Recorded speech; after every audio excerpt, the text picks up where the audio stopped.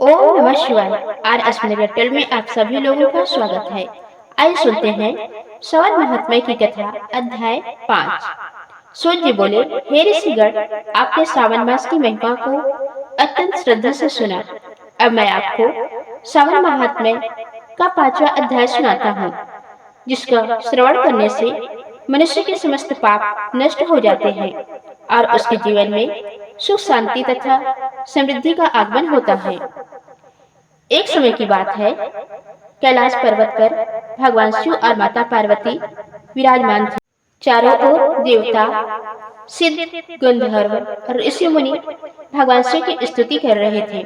उसी समय माता पार्वती ने भगवान शिव से विनम्रता पूर्वक पूछा, हे देवाधिदेव महादेव, श्रावण मास में आपकी पूजा का इतना अधिक महत्व क्यों बताया गया है?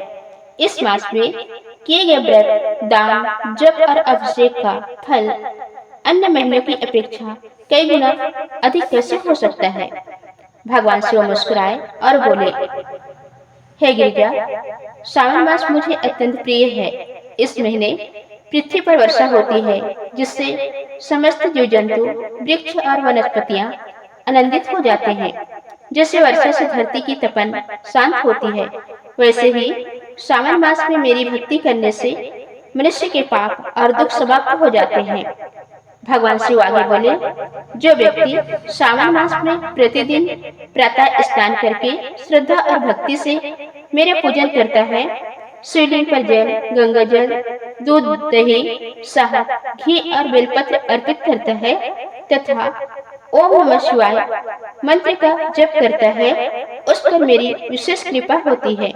उसके घर में कभी दरिद्रता नहीं आती और उसका जीवन सुखमय बन जाता है। माता पार्वती ने पुनः पूछा, हे प्रभु, यदि कोई मनुष्य अत्यंत गरीब हो और वह दूध, घी या अन्य सामग्री से आपका अभिषेक न कर सके, तो क्या उसे भी आपकी कृपा प्राप्त होगी? भगवान शिव बोले, हे उमा, मैं भाव का भूखा हूँ। मुझे वस्तुओं का नहीं, श्रद्धा और भक्ति का महत्व है। यदि कोई भक्त केवल एक लोटा स्वच्छ जल और एक बेलपत्र भी सच्चे मन से अर्पित करे, तो मैं उससे अत्यंत प्रसन्न हो जाता हूँ। भगवान शिव ने एक कथा सुनाई। एक गांव में एक निर्धन ब्राह्मण रहता था। उसका नाम सोमदत्त था। वह अत्यंत गरीब था, लेकिन भगवान शिव का परम भक्त था। श्रावण मास आने पर वह प्रतिदिन प्रातः नदी में स्नान करता और जंगल से बेलपत्र लाकर शिवलिंग पर जल चढ़ाता। उसके पास न दूध था, न फल, न मिठाई, फिर भी वह पूरी श्रद्धा से ओम नमः शिवाय का जाप करता। गांव के कुछ धनवान लोग उसका उपहास उड़ाते और कहते, इतनी गरीबी में पूजा करने से क्या होगा? भगवान तो बड़े से बड़े यज्ञ और महंगे अभिषेक से प्रसन्न होते हैं। लेकिन सोमदत्त कभी उनकी बातों पर ध्यान नहीं दिया। वह प्रतिदिन श्रद्धा से भगवान शिव की आराधना करता रहा। श्रावण का अंतिम सोमवार आया।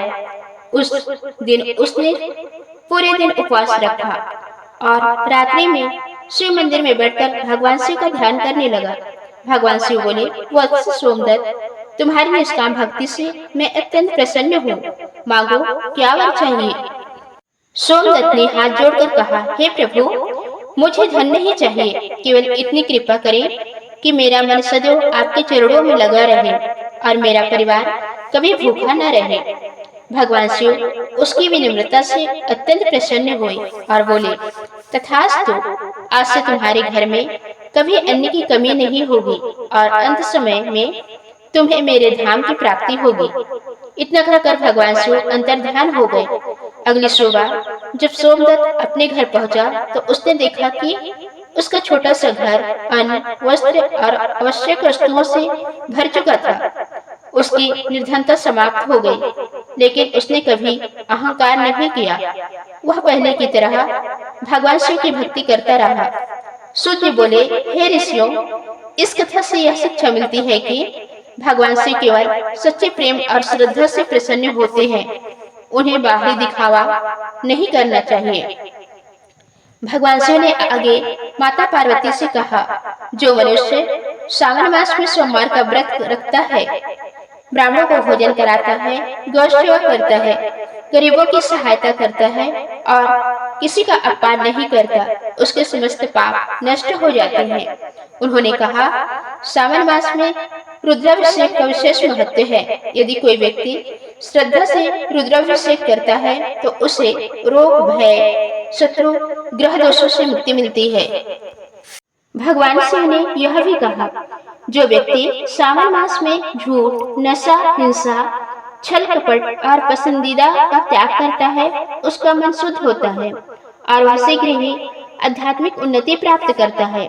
माता पार्वती ने पूछा, हे महादेव, यदि कोई व्यक्ति जीवन भर पाप करता रहता है लेकिन सावन मास में सच्चे मन से पश्चाताप करके आपकी शरण में आ जाए तो क्या उसका उद्धार हो सकता है? भगवान शिव बोले, हे देवी, यदि उसका पश्चाताप सच्चा है और वह भविष्य में पाप न करने का संकल्प लेता है तो मैं उसके बड़े से बड़े अपराध भी क्षमा कर देता हूँ। मेरी शरण में आने वाला कभी निराश नहीं लौटता। शिवजी बोले, हे मुनियों, भगवान शिव की यह वाणी सुनकर माता पार्वती अत्यंत प्रसन्न हुई। उन्होंने कहा, धन्य है वे मनुष्य जो सावन मास में भगवान शिव की भक्ति करते हैं, उनका जीवन सफल हो जाता है।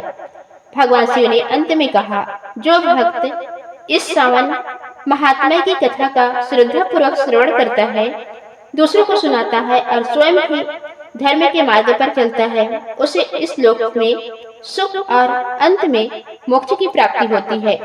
सूत जी बोले, हे श्रेष्ठ ऋषियों, सावन मास का प्रत्येक दिन पुण्यदायक है, किंतु सोमवार, प्रदोष, शिवरात्रि और पूर्णिमा का विशेष महत्व है। इन दिनों भगवान का स्मरण, जप, अभिषेक और दान करने से अनेक पाप नष्ट हो जाते हैं। जो व्यक्ति इस 5वें अध्याय का श्रद्धा पूर्वक पाठ करता है, उसके घर में सुख समृद्धि आती है, परिवार में प्रेम बना रहता है, रोग और संकट दूर होते हैं तथा भगवान शिव की कृपा सदैव उस पर बनी रहती है। अंत में सभी ऋषियों ने एक स्वर में भगवान शिव का स्मरण किया, ओम नमः शिवाय, हर हर महादेव। यही सावन महात्म्य कथा के 5वें अध्याय का पावन संदेश है कि सच्ची श्रद्धा, निष्काम भक्ति, सदाचार और भगवान शिव के प्रति अटूट विश्वास ही जीवन को सफल बनाते हैं। जो भक्त सावन मास में इन सिद्धांतों का पालन करता है, भगवान शिव उसकी सभी उचित मनोकामनाएं पूर्ण करते हैं और अंत में उसे अपने दिव्य धाम की अधिकारी बनाते हैं। तो दोस्तों, ये थी आज की वीडियो। उम्मीद है आपको जानकारी अच्छी लगी होगी। धन्यवाद।